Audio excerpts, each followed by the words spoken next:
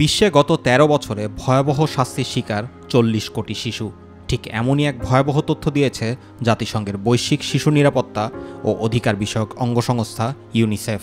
এক প্রতিবেদনে বলা হয়েছে ২০১০ সাল থেকে ২০২৩ পর্যন্ত গত ১৩ বছরে এই ৪০ কোটি শিশুর মধ্যে একাধিকবার শারীরিক শাস্তি বা প্রহারের শিকার হয়েছে প্রায় ৩৩ কোটি শিশু।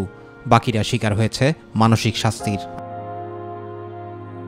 প্রসঙ্গত, এই মুহূর্তে বিশ্বের মোট জনসংখ্যার প্রায় ৬০% বয়স সর্বোচ্চ ৫ বছর।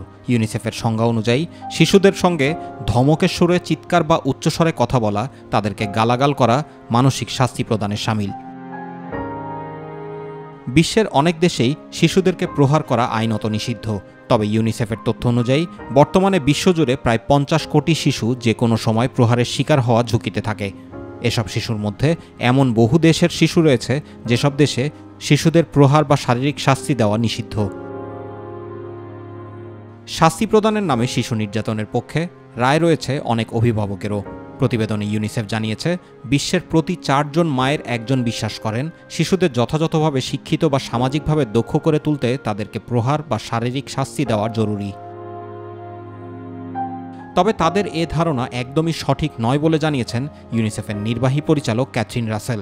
এক বিবৃতিতে তিনি বলেন, যদি শিশুরা বাড়িতে শারীরিক বা মানসিক নির্যাতনের শিকার হয় কিংবা অভিভাবকদের সামাজিক ও আবেগগত যত্ন থেকে বঞ্চিত হয়, তাহলে তাদের মানসিক উন্নতি বাধাগ্রস্ত হয়, নিজের মূল্য সম্পর্কেও ভুল ধারণা গড়ে ওঠে। শিশুদের প্রতি যত্নশীল স্নেহপূর্ণ অভিভাবকত্ব একদিকে যেমন অভিভাবকদের সঙ্গে শিশুর বন্ধন দৃঢ় করে, তেমনি অন্যদিকে তাদের শিক্ষা ও মানসিক বিকাশের ক্ষেত্রেও তা জরুরি। সর্বোপরি অভিভাবকদের মনোযোগ এবং স্নেহ শিশুদের মধ্যে নিরাপত্তাবোধ তৈরি করে বলেও জানান ইউনিসেফের নির্বাহী পরিচালক। জুবাইর রহমান, মাই টিভি নিউজ।